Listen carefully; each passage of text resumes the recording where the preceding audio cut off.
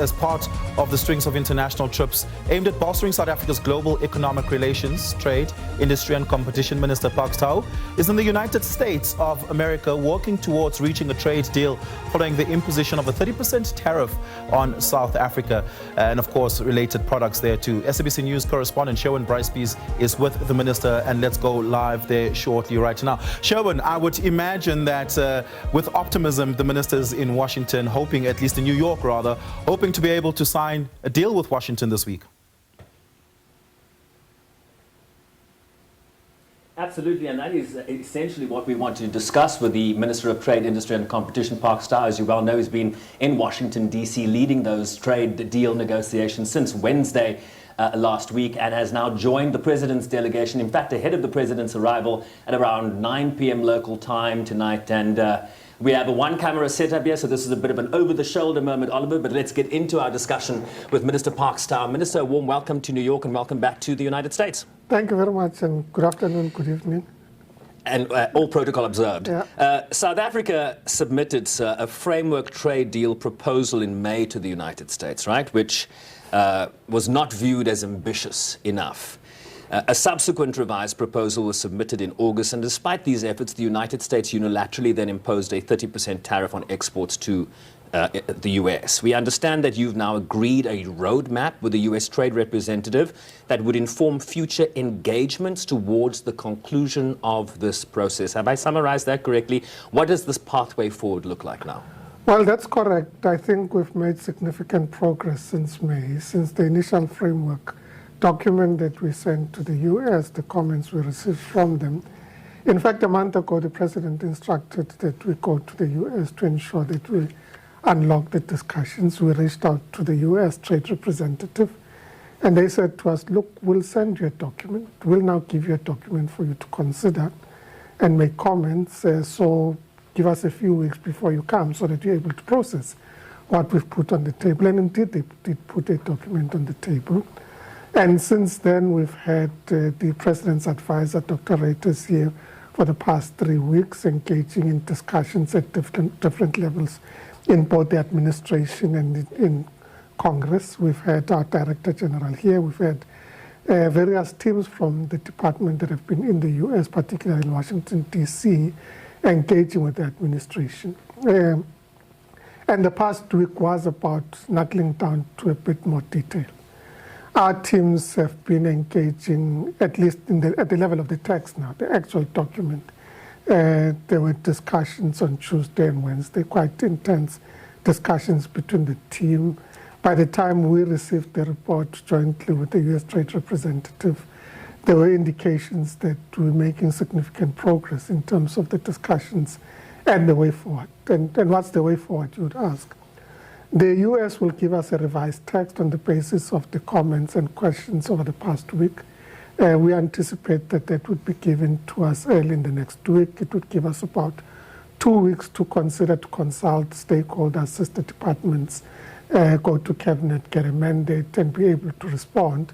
And from there, we'd be able to then get into the details of the negotiations. You had in May already shared some of the specifics. I know there haven't subsequently been details as to what it is, where the stumbling blocks are, but you had proposed purchasing liquefied natural gas from the United States, complemented by U.S. investments in gas infrastructure in South Africa, cooperation in key technologies to unlock that gas production in South Africa, expanding agri-market access for both countries, and future cooperation on digital trade, critical minerals, auto exemptions from tariffs.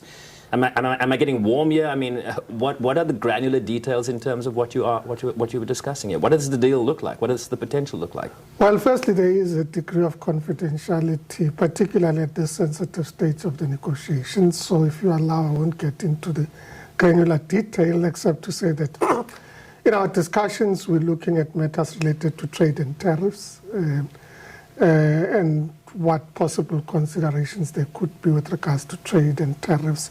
What products are we talking about? What products does the U.S. wish to sell into the South African market? What the tariff conditions are? How you create parity that they are seeking in terms of other markets that they would be competing with? But also how you get South African products into the U.S. and what work is being done. So the trade and tariffs issues are ongoing, and there's still some discussions to be had there. And then there are investment issues. There are issues about possible areas of investments in LNG, in helium, in critical minerals that we're looking at and that would constitute part of the discussions. Of course, technically, that would be the function of the Commerce Department in the US. But in reality, as we engage in these discussions around trade-related issues with the US Trade Representative, the commercial issues necessarily come to play and they're part of the conversation. So that sort of discussion would give an overarching view of the direction that we're taking, what possible investments. There are other discussions around geopolitics and so on that are also happening with the State Department, with the other departments such as the National Security Council and so on that are ongoing, but those are not within at least our purview as the DTIC, and we're engaging primarily with the USTR. So when you talk about those sort of political aspects, are you talking about concern about BEE laws in South Africa? Are you talking about land expropriation? Are those some of the political issues that they're trying to link to the economic discussions? Well, not necessarily link. I think that we're making some headways with regards to those sort of discussions, but they're handled at a different level. So, but is BEE a problem in terms of these negotiations for the United States? Well, it was raised in the initial parts of the discussions, but in the past week it's not an issue that was put on the table. It doesn't mean that it's not going to come up. We're not suggesting that it wouldn't. But I'm encouraged by the fact that we are now in discussion. We're now at a point where we're looking at documents, at text-based negotiations. And it's a text-based negotiations. And we would be able to present our side of the story. And of course, the US would engage us. Negotiations in their very nature are not easy engagements. So we do anticipate that these would be difficult negotiations, as should be expected. But I think the fact that we're at a point of discussion, and I think on both sides there's a commitment to ensure that we're able to make progress. Obviously, the big goal for you is to reduce the 30% tariff. Is the United States aware that this is what you're seeking? And what does a potential future number look like in terms of duties on exports to the US? The 30% is one of the issues, because I think that trade extends beyond tariffs. I think that tariffs are a component of trade. Certainly, we are discussing numbers. They haven't put a number on the table, but our negotiations are intended to ensure that we remain and become competitive in certain sectors, and therefore the sort of tariff that we receive, we would be able to compare with those countries that we compete with for access to the US market, and that would be the basis of negotiation. And interestingly, the US is taking a similar posture with regards to products they sell into the South African market. They would want to see how they benchmark against other countries and what the basis of that would be. But I'm saying tariffs is one part of the discussion, because in reality, it doesn't stop trade. It kind of complicates competitiveness, but it doesn't stop trade. So we're looking at areas in which we're able to continue facilitating trade and investment in our respective countries. And we're also targeting specific industries that would want to grow.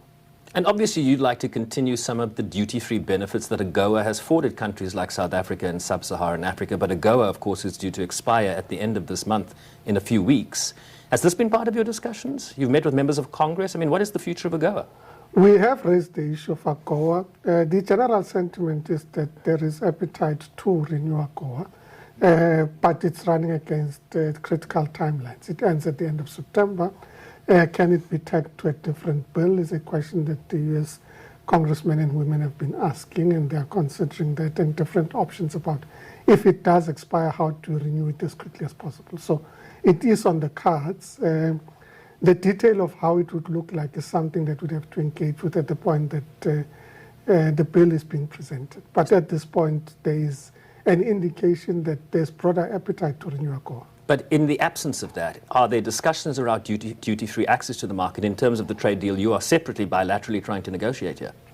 Well, it would constitute part of the discussion. So duty-free access for particular products would be part of the issues that we're putting on the table with regards to the negotiations that we're having with the US. And as you can imagine, those would be negotiations. There would be reciprocal considerations. What do we create as duty-free access? What do they create as duty-free access? How does that measure against our international obligations in terms of the World Trade Organization, and how to ensure that we remain competitive? I think that You know, there's been very positive messaging from the U.S. Trade Representative that says we're not trying to kill your economy. We're trying to address our interests as the U.S., but we're prepared to engage with you, not with the intention of destroying your economy. And you responded that you are killing our economy, right? Well, we responded by saying the recent tariffs have started to have an impact. We're feeling a bit of the pain, and I think that there's a degree of urgency to address them. And they said, look, reality is we're now at a point where we're discussing text. The question is the speed at which we're going to have these discussions. And to a large extent, they've said, well, part of it is that the ball is in your court. As soon as you receive our document, we can start engaging in earnest. Minister, you might also be aware that Solidarity and AfriForum have sent delegations back to the United States this month to, quote, advocate for the South African economy and its working population, a visit which, of course, was condemned by your colleague in Cabinet, Minister Ronald Lamola. Given what you're seeking to achieve in the United States, what does a visit like that do to the sentiment and the negotiating you're seeking to foster here with your counterparts in the United States? I don't think it's helpful. I don't think that it's helping the ability of the country to get the best possible result in these engagements. And unfortunately, it impacts South Africa as a whole, including their own constituency in many ways. So it's actually counterintuitive that you would start a process that seeks to undermine the country and you purport to be representing the country in a particular constituency. I think that it's not a very productive thing. Our doors are always open to engage with all stakeholders in the country, and in many ways we're engaging with stakeholders in the country, but their contribution, it's almost like you target a period in which we're going to have these discussions to throw a spanner in the works. And I don't think that it's helping the country in any way.